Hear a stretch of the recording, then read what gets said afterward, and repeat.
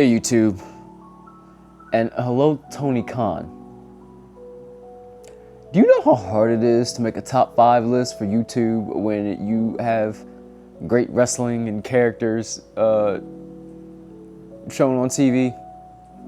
I guess that's not a real complaint, but anyway, what's up YouTube? Kai the Casual back again with Kai's Top 5. This is where we pick my personal top 5 moments of a wrestling show airing during the week. Just a reminder, we are doing these for WWE Raw, we are doing them for AEW Dynamite, and WWE's Friday Night SmackDown. That seems to be a good schedule so far, keeps life balance kind of straight right now. But if you want to see me review WWE NXT, the developmental show, which always has great action, and AEW's Collision, usually on Saturday nights, let me know in the comments. I really want to see some engagement with these videos before I go crazy during the week watching a whole bunch of wrestling to review instead of just for my personal enjoyment. But we started off really good with Raw this week, really good drama. This was all about the build-up to AEW's next pay-per-view, Forbidden Door, and I believe that is in 2 weeks. So I'm really excited for that. We got a lot of setup for that tonight. I'll explain that as we go. But of course, honorable mentions, because everything can't make my list. The new presentation for Tekla's group, the Triangle of Madness, that is her, Julia Hart, and Sky Blue. Really cool presentation and production for that. How they do the lighting when they come out, how they all come out together. Really cool. I do want to talk about the match they were involved in later. But of course, I can't possibly leave my boy Swerve off of my mentions. He had a wonderful promo segment with Renee Paquette on the stage again, except this time featuring Okada coming out to interrupt.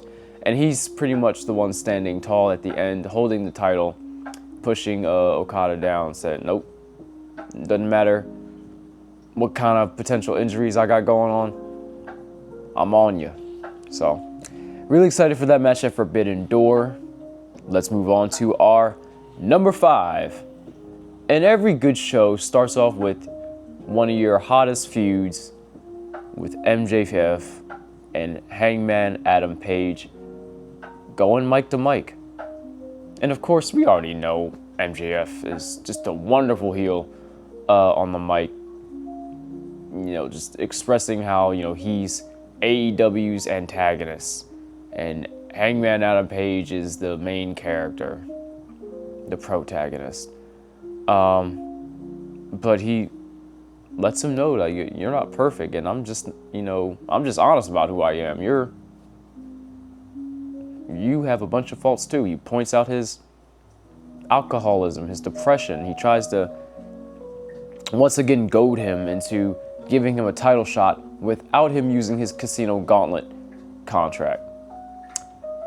But Adam Page doesn't fall for it. He actually acts like he's angry at first, but the segment pretty much ends with Hangman getting over on him.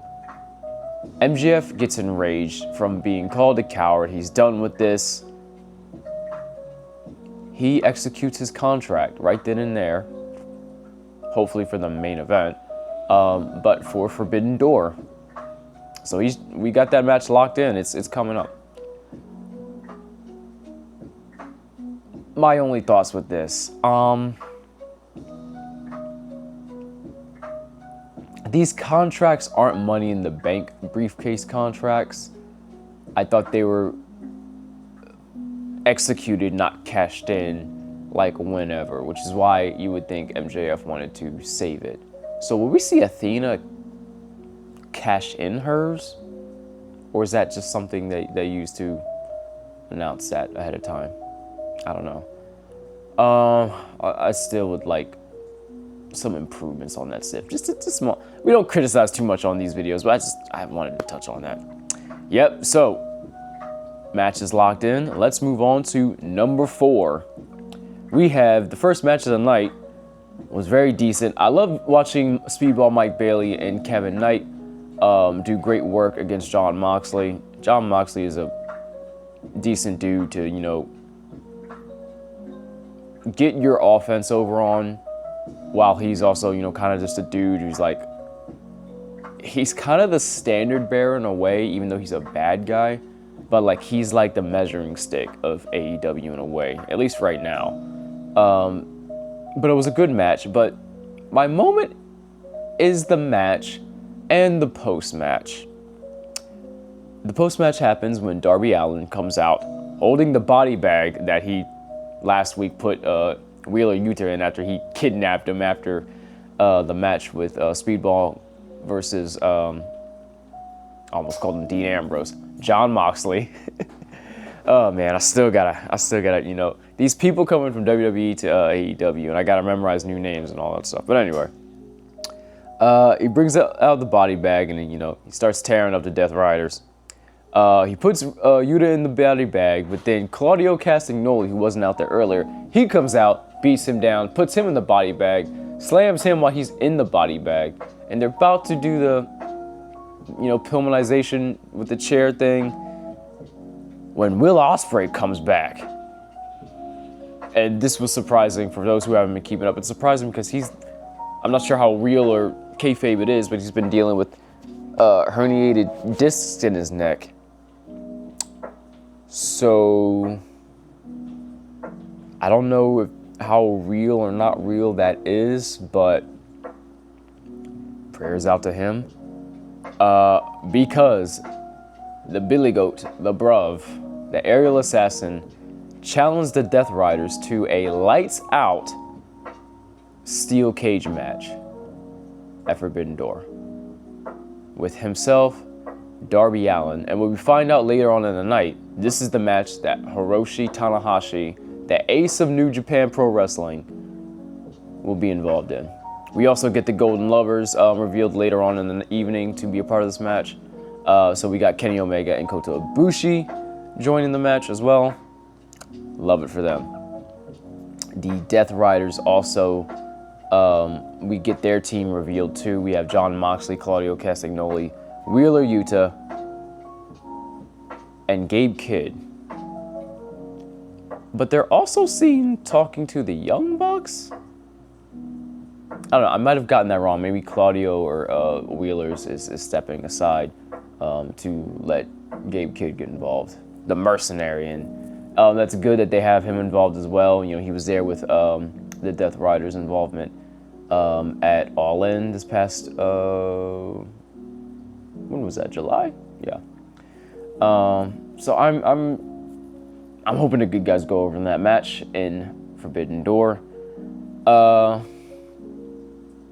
Also, Will Ospreay looked at Renee Paquette, because they never steer away from the fact that bad guy Jon Moxley is married to the interviewer Renee Paquette, but he asked her next week, "I want to talk to your husband."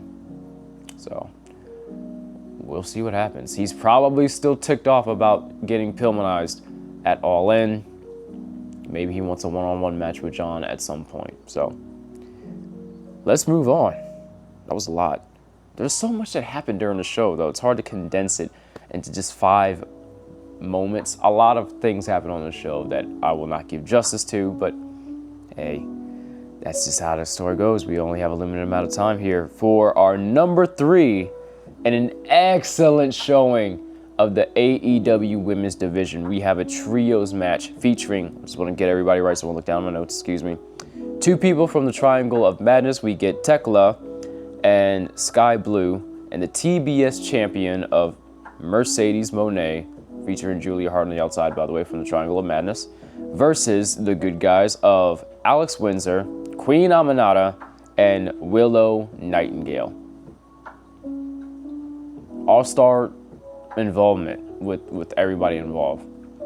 I'll just go ahead and say that the entire match was very exciting. I got concerned on one spot, but it was played as an escape. I don't think it was a botch necessarily.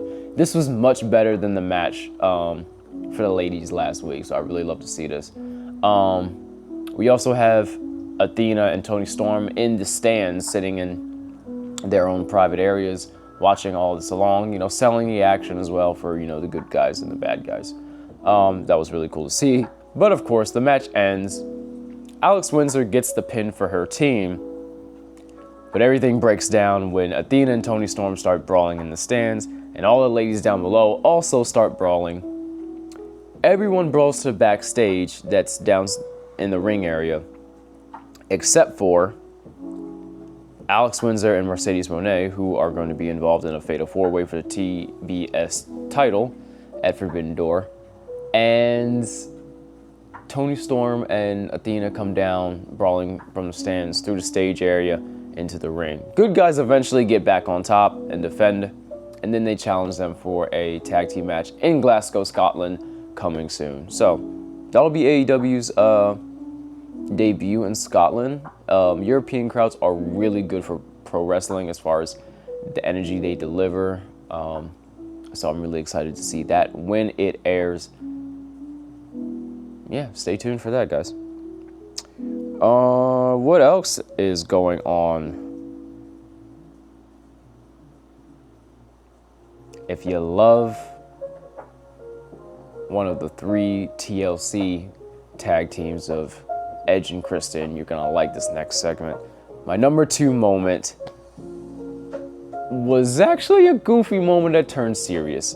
We had the manager for FTR, Big Stoke, have a mini, I guess you could say this would have been a squash match if it had ended properly.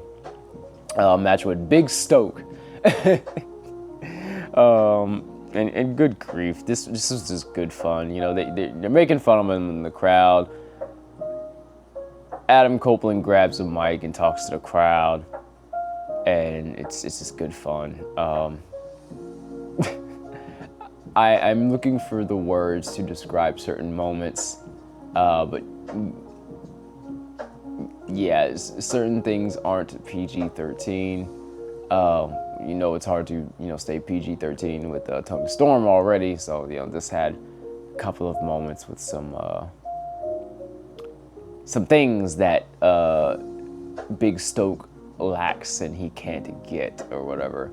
If you pay attention to the internet, you know what I'm talking about. So I try to keep this channel as PG-13 as possible.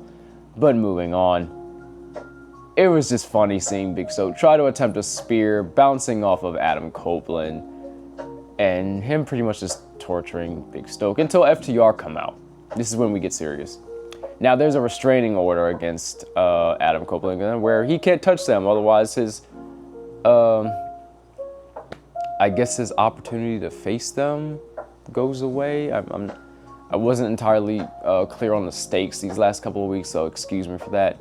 But anyway, FTR finally get involved on behalf of Stokely, so now Adam can brawl with them as much as he wants.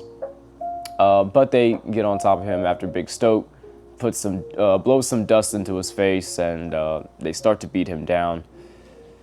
And then comes Christian Cage, who wasn't really clearly turning babyface just yet, but he came out holding Spike. And he fends off FTR and Big Stoke, and then his former proteges, Nick Wayne and Kip Sabian, come out, and they engage with him. And then Adam helps him out, and they end up back to back by the end of the segment. And we're not entirely sure what's going on here. Like, is Christian just trying to,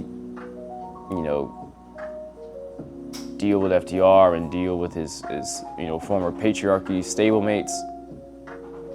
It seems like he's done his soul searching and is back in alignment with Adam Copeland. But I'm underselling this. The crowd went wild for this. Also, shout out to this crowd in Cincinnati singing along to Adam Copeland's theme song at the beginning. Crowds really do make shows sometimes. Anyway, following all this, Adam and Christian embrace, and it's just this big roaring moment of awesome. And he walks away. We later get confirmation that we're getting a tag team match between him and the former patriarchy, himself and Adam, teaming against Nick Wayne and Kip Sabian at Forbidden Door. I think this happened a little quickly, but the crowd popped for it, so hey, it still makes my list. This was my number 2 moment of Dynamite for a reason. And I'm glad that we finally get to see them together. I think the whole thing might have been just a little bit rushed, but again, this isn't a big critique show, so moving on. My last big highlight of the night, my number 1 top 5. This was a big wrestling show tonight, and I'm sitting back because as I am recording this, it comes down to 2 matches of what was going to be my number 1.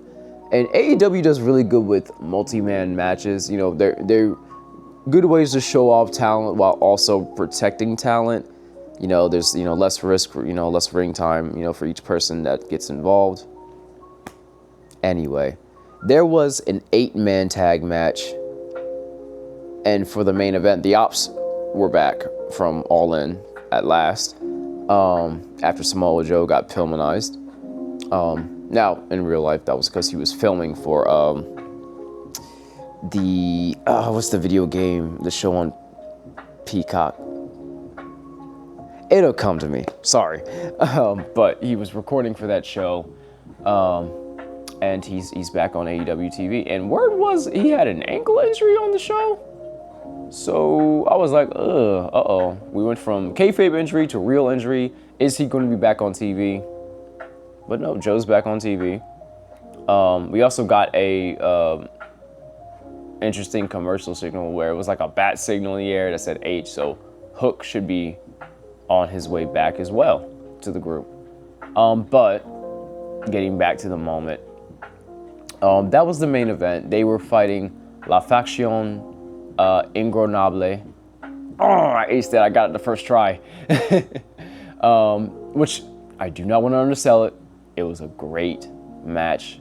All 6 men got to show off in their own ways, and I love that. It's not my number 1, though.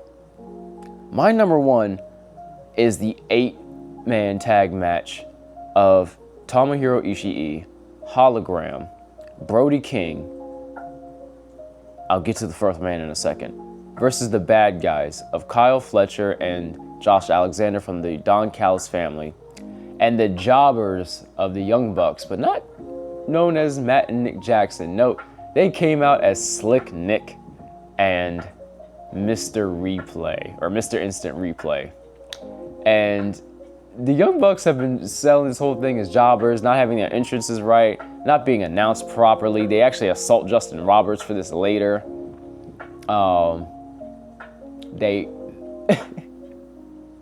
They're just fed up with this.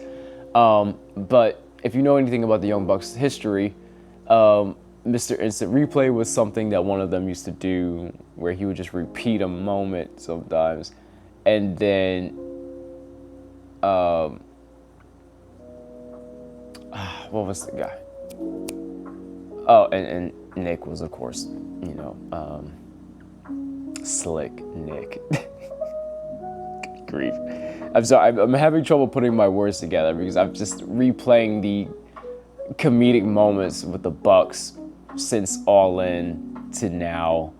And it's just, they said in either an interview or something online this past week that they just love making fun of themselves. And yeah, reviewing their prior history in wrestling has been really cool and really fun.